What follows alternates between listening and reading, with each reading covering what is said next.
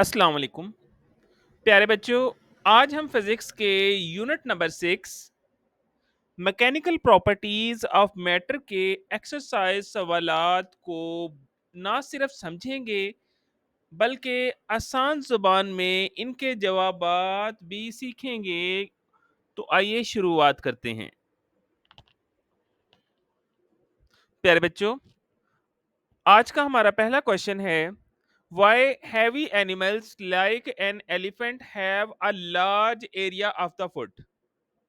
तो बेटा, आपने इसका जवाब कुछ इस तरह से लिखना है। Elephants have large wide feet that helps to distribute their weight over large area, which reduces the pressure exerted on the ground and help them in their walk on soft ground। समझ आई? आसान अल्फाज में अगर बताऊं तो हाथी के पांव बड़े बड़े होते हैं ताकि इसका सारा वजन जमीन पर एक ही जगह ना पड़े। जब वजन ज्यादा जगह पर फैल जाए तो जमीन पर दबाव कम हो जाता है, इसलिए हाथी रेत या कीचड़ में धंसे बगैर चल सकता है। क्लियर? क्वेश्चन नंबर 2 है, why animals like deer who runs fast have a small area of the foot। तेज दौड़ने वाले जानवर जैसे हिरन के पांव का रकबा छोटा क्यों होता है? तो आप इसका जवाब लिखेंगे एग्जाम में। It helps them to runs fast by reducing friction with the ground. Number 2, move quickly and lightly. Number 3, maintain balance with while changing direction suddenly। Urdu में अगर आपको बताता चलूं तो हिरन जैसे जानवरों के पांव का रकबा छोटा होता है ताकि वो तेजी से दौड़ सकें। छोटे पाँव ज़मीन में से कम रगड़ पैदा करते हैं जिसकी वजह से वो ज़्यादा स्मार्ट, तेज़ और फुर्ती से भाग सकते हैं। तो बेटा, इसके पीछे छुपी साइंस कहती है कि less foot area, less contact with ground, less friction. Clear? Question 3 है, why it is painful to walk barefoot on pebbles. तो बेटा, इसका सादा सा जवाब है, it is because the pressure which is force per unit area is concentrated on a small area of your foot. This increases the sensation of pressure and pain compared to walking on a smooth surface। कैंकरियां बहुत छोटी और नुकीली होती हैं। जब हम नंगे पांव इन पर चलते हैं तो हमारा सारा वजन पांव के एक छोटे हिस्से पर आता है, जिसकी वजह से वहाँ ज़्यादा दबाव पड़ता है और हमें तकलीफ या चुभन महसूस होती है। क्लियर? क्वेश्चन नंबर 4 कहता है, states Pascal's law, give an application of Pascal's law. Chapter number 6 के सबसे अहम टॉपिक पास्कल्स लॉ के बारे में पूछा गया है। तो सबसे पहले आप इसका जवाब देने के लिए सबसे पहले एक हेडिंग देंगे, जिसके लिए आप ब्लू मार्कर यूज कर सकते हैं। हेडिंग देने के बाद आप लिखेंगे, a change in pressure applied to an enclosed fluid is transmitted undiminished to all parts of the fluid. Clear? अगर इसकी एप्लीकेशन की बात करें तो हाइड्रोलिक जैक सिस्टम इसकी सादा सी मिसाल है, जिसके जरिए आप भारी भरकम लोड को आसानी से लिफ्ट कर सकते हैं। जैसा कि सामने भी लिखा हुआ है, a common application is the hydraulic press, which uses the principle to lift heavy loads with relatively little input force। Clear? Question 5 कहता है, what do you mean by the elasticity of A solid. Solid की elasticity से क्या मुराद है? तो इसका जवाब हम लिखेंगे, It means the ability to return to its original shape and size after the removal of external force that cause deformation. Clear? अगर मजीद आप लिखना चाहें तो आप लिख सकते हैं elastic materials can undergo temporary deformation and revert to its original form when the force is removed. Clear? Question 6 है what is Hooke's law? Does an object remains elastic beyond the elastic limit? Give reason. तो सबसे पहले अब Hooke's law की heading देंगे. The force required to extend or compress a spring by a distance is proportional to that distance.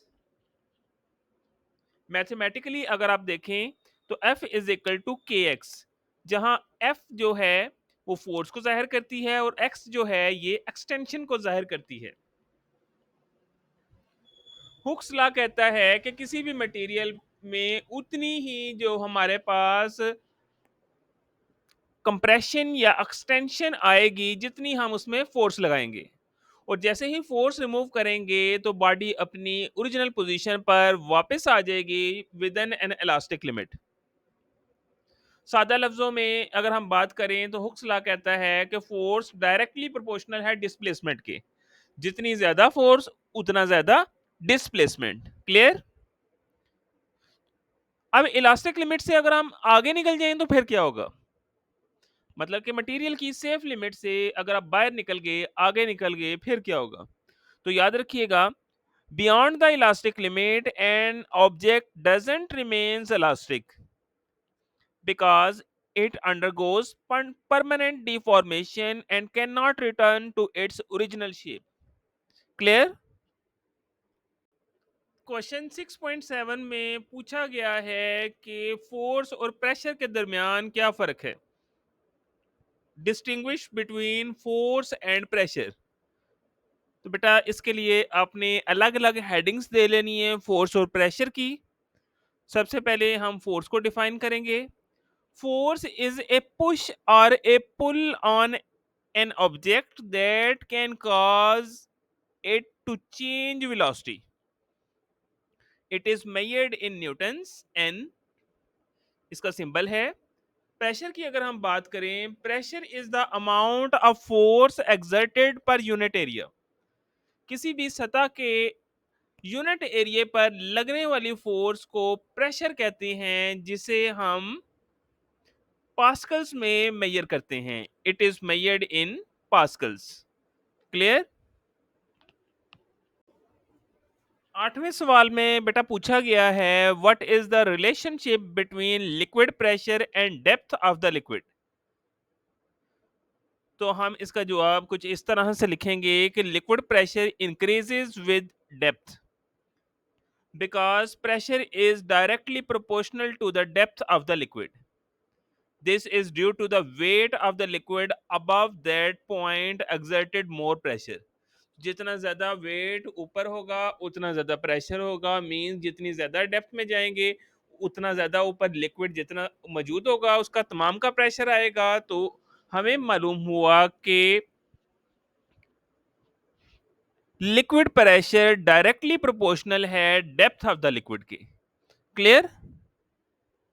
Question 9 जो कि हमारी exercise का सेकंड लास्ट क्वेश्चन है, कहता है कि what is the basic principle to measure atmospheric pressure by a simple mercury barometer. वो कौन सा असूल है जिसके जरिए हम मर्करी बैरोमीटर इस्तेमाल करते हुए प्रेशर मापते हैं. तो हम इसका जवाब लिखेंगे. A mercury barometer measures atmospheric pressure based on the height of mercury in a column. As atmospheric pressure increases, it pushes the mercury higher in the tube due to external air pressure applies on the open surface of the mercury reservoir. तो air column की height की वजह से हम pressure जो है वो मापते हैं. तो बेटा उम्मीद है कि इस सवाल की आपको अच्छे से समझ आ गई होगी। तो बढ़ते हैं आज के लास्ट क्वेश्चन की तरफ। Question number 10। क्वेश्चन 10 कहता है state the basic principal used in hydraulic brake system of automobiles. तो यहाँ हम बता सकते हैं the hydraulic brake system in automobiles uses pascal law. When the brake pedal is pressed, it creates pressure in the brake fluid, which is transmitted equally and undiminished through the fluid to the brake pad, applying force to slow down or stop the vehicle.